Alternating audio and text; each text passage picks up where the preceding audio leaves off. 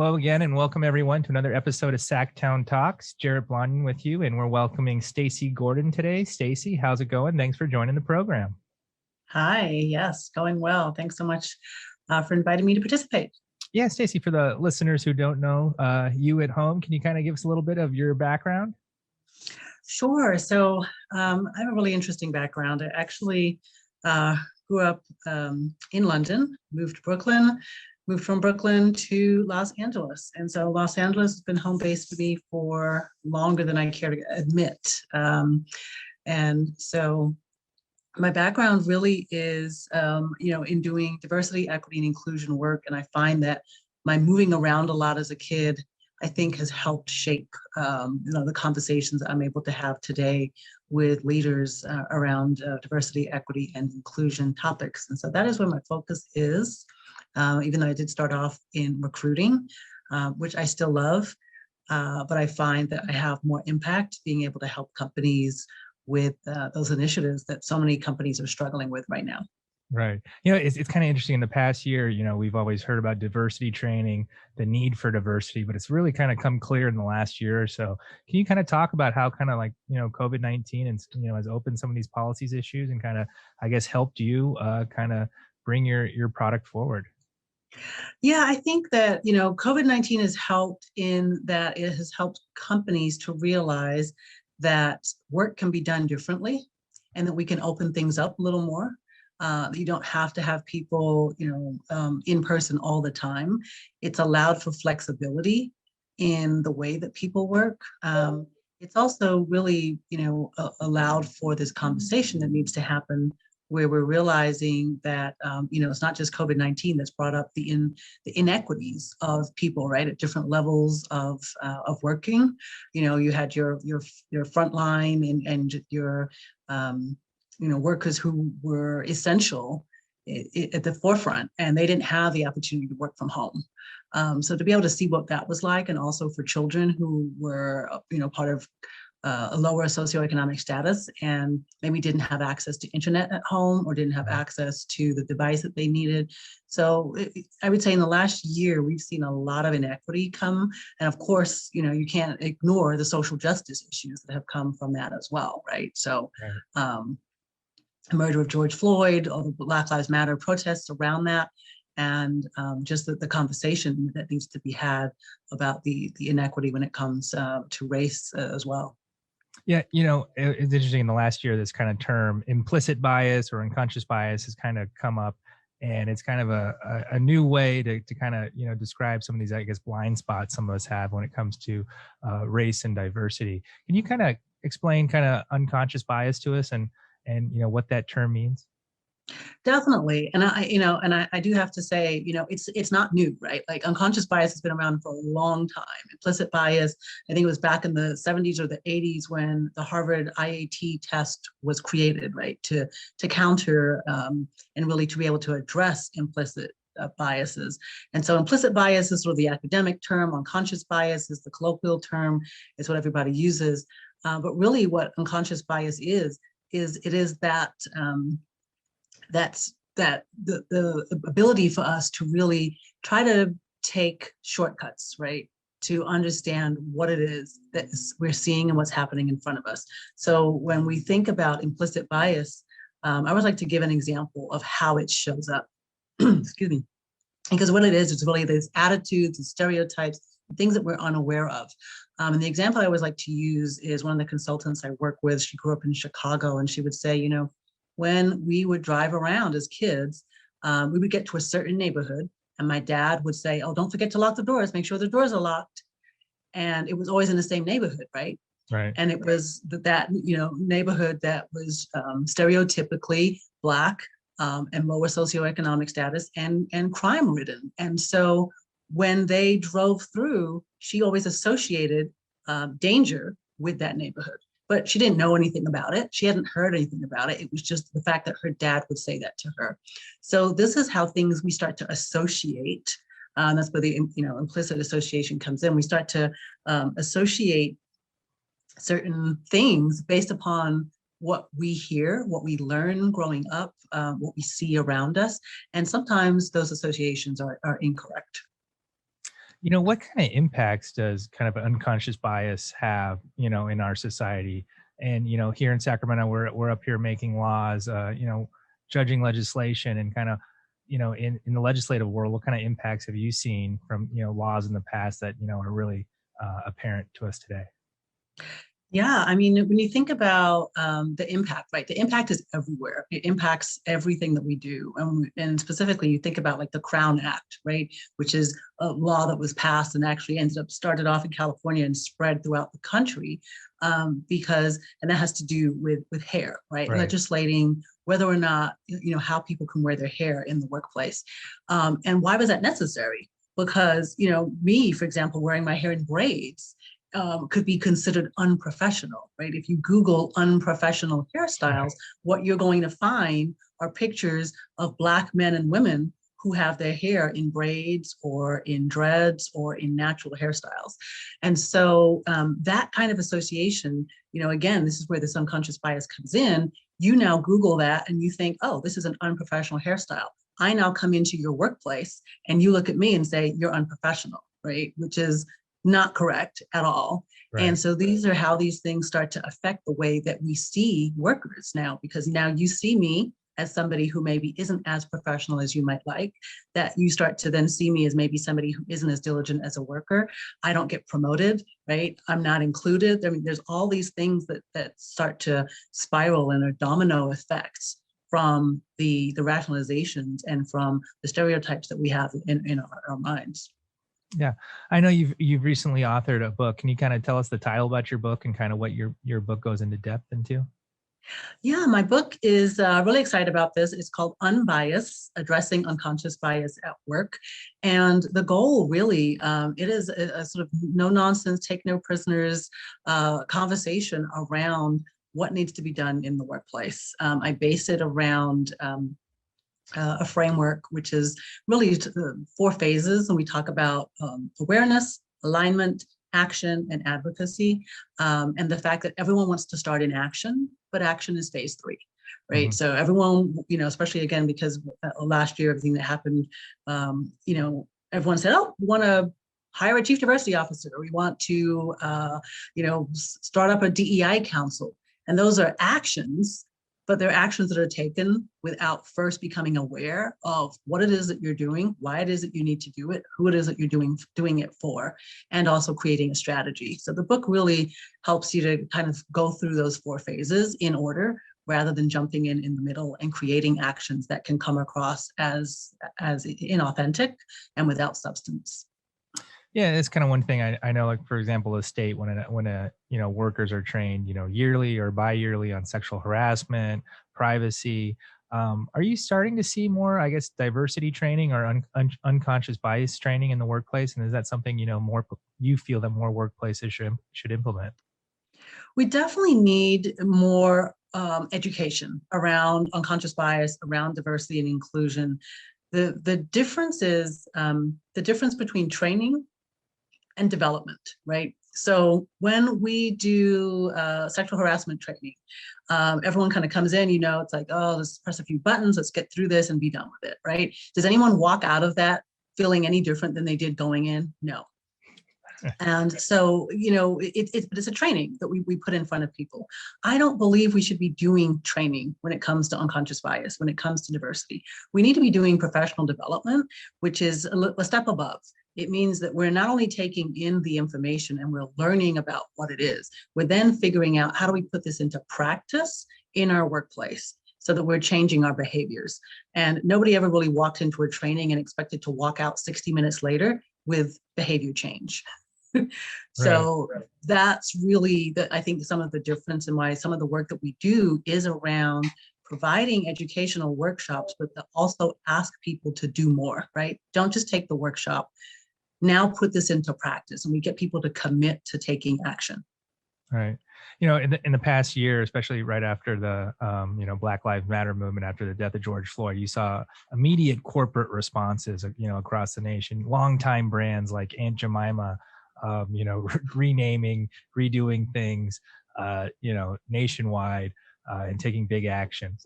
Kind of, in your opinion, why were those things okay for so long, and now why the need to change all of a sudden? And what kind of positive effect do you think these changes are going to have on us as a society? Yeah, this is a great question. I think that the answer is that they weren't okay, right? But the people in power didn't care Mhm. to change. There was no pressure to change. There was no need to change. So they didn't. Now there is a need to change and pressure to change. So they will, right? And that's really what it boils down to. It's not about right or wrong. It's just about, what always happens. It comes down to the almighty dollar. Is there enough pressure with the dollar today to make the change that should have been made 50 years ago? Right. Yes, today there is. And so that's really what it comes down to.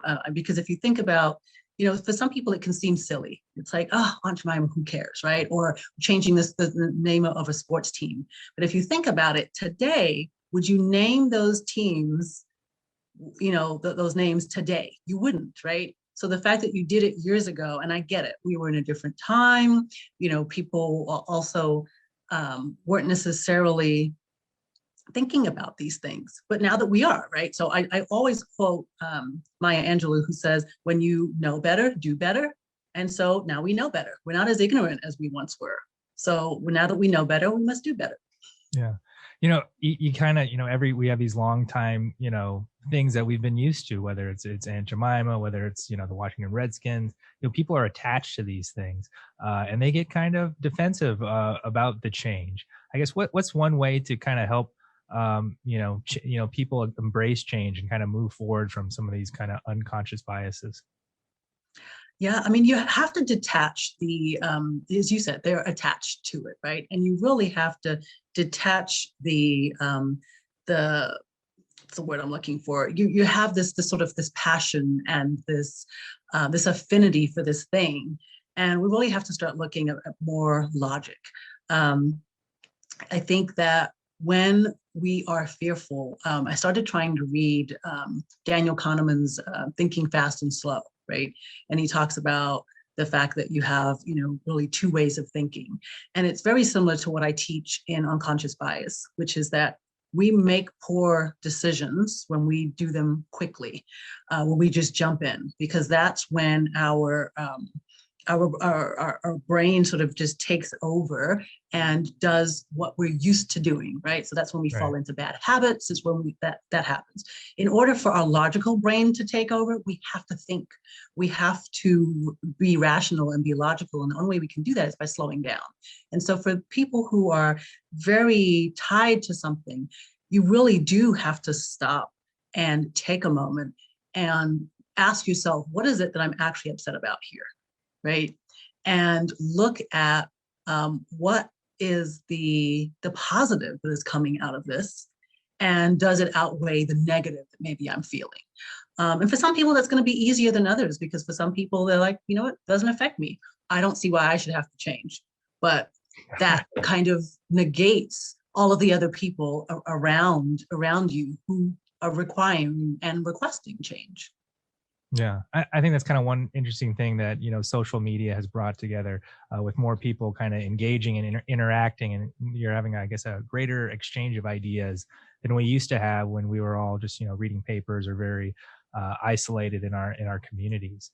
Kind of with that said, you have unconscious bias we just talked about, but what other types of biases are there out there? There are over 150 types of bias. Whoa. So I don't know who categorized it. I'm sure some scientist, right? And so I actually have a course on LinkedIn's online learning platform, and I go into, it talks about unconscious bias. It's a 24-minute training, and I go into the different types of bias, and I really focus in on 5. And those 5 are confirmation bias, affinity bias, groupthink, the halo effect, and perception bias. And so the example that I like to give of affinity bias, because this is a really easy one that we can all get, is because we've all been interviewed for a job, or we have interviewed somebody for a job, right? So when we're talking about affinity bias, you might be on a job interview and you get into a great rapport, right, with the person, and you're having this great talk. But what are you talking about? You're talking about the fact that you both happened to go to France last year, and all the things you did, or you both happen to have kids that are the same age, and you're talking Right. about the fact that they're both in the terrible twos, right? You have this wonderful conversation, and then you leave the job interview and you go, oh, that was so great. I think I'm going to get the job. And then you don't get the job. You don't get the job because the person who was interviewing you had this great affinity, right? You connected on this great level, but it had nothing to do with the job. Right. And so, and on the flip side of that, for the person who's interviewing, you leave and they go, wow, that was a great conversation. I think I want to hire this person. But then they have to really ask themselves, but based on what? Right. Right? Did we talk about their skills and their experience? And so you're going to have this great fuzzy feeling about the person, but you really have to go back to facts and figures and go, wait, I don't really know if they would be a great, a fit, right? But Mhm. they'd be a fit based upon the fact that I like them, but would they really be a fit based upon their skills and experience? And so when you let affinity bias take over, that's kind of that kind of thing that happens is, and it happens all the time, right? Right. That's funny. And I guess, are these kind of biases kind of identified in your book and kind of described and kind of examples and anecdotes as well? I do a lot of examples and anecdotes. I did not describe all 5 of these in the book, mainly because they're in my course, right? So I don't Yeah. want to repeat in different places. But I think the book itself really goes into, it's kind of like the next step, right? So if I'm going to give people a roadmap, I'd say start with the course online because it's quick, it's easy. And the book itself is a great read. That's also a quick read. Like Right. knowing me, someone said, it's like you in a book because I'm very much, I like to give people quick bits of information. I don't want to be long-winded about it. I like to be efficient and get straight to the point. I'm always like, bottom line it for me. Right. So that's pretty much what I do in the book is I bottom line it for you because I'm not going to put out something that I myself wouldn't read. Exactly. And then, once these, I guess, biases are identified, what kind of work can individuals and organizations do to kind of mitigate the effects or kind of, I guess, be enlightened and not be biased? So one of the things, and people always think that this is so simple, but it just can't work. But the big thing is being more inclusive. So as we work to be more inclusive, what happens is we start to realize that people, we have a broader network, which opens up our minds to differences, to people of different faiths, to people of different races and ethnicities, to people from different geographic backgrounds, and it starts to become more normal to us. What happens is the reason that we have bias and that we then will have negative feelings towards people who are different than us is because it's different. We're not used to it and we have fear that comes into that.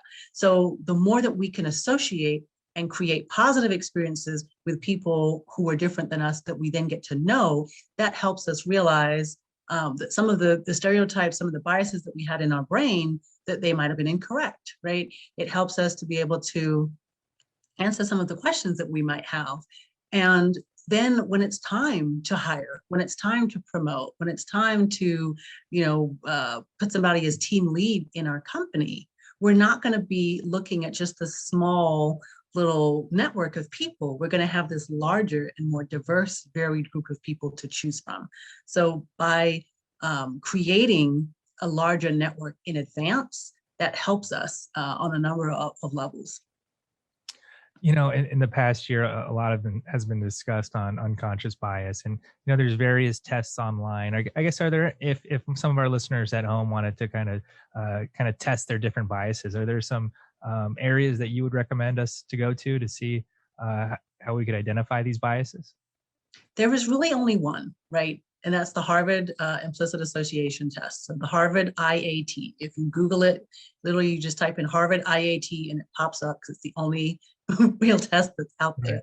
Right. And it hasn't been updated in many, many years. There are also many, sort of complaints about it as well, right? It's not the best, but it's the only thing that we have.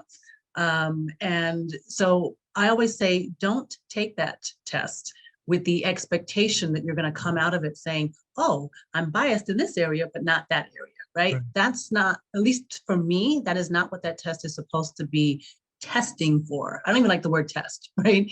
It's really, the goal of it is for me, it's awareness. Like, so you take it and it helps you become more aware of things that we might be biased about. It also helps us to think about times when we need to make decisions.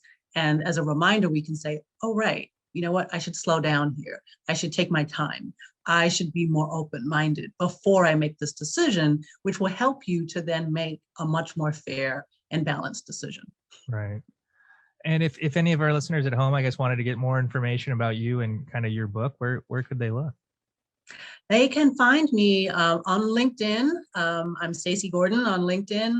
My book is can be found at unbiasedbook.com. You can find it on Amazon, Barnes and Noble, wherever books are sold. I always say, if you're on Instagram, I'm Diversity Diva.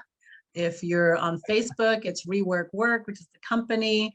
So lots of places to find me. I'm actually really easy to find.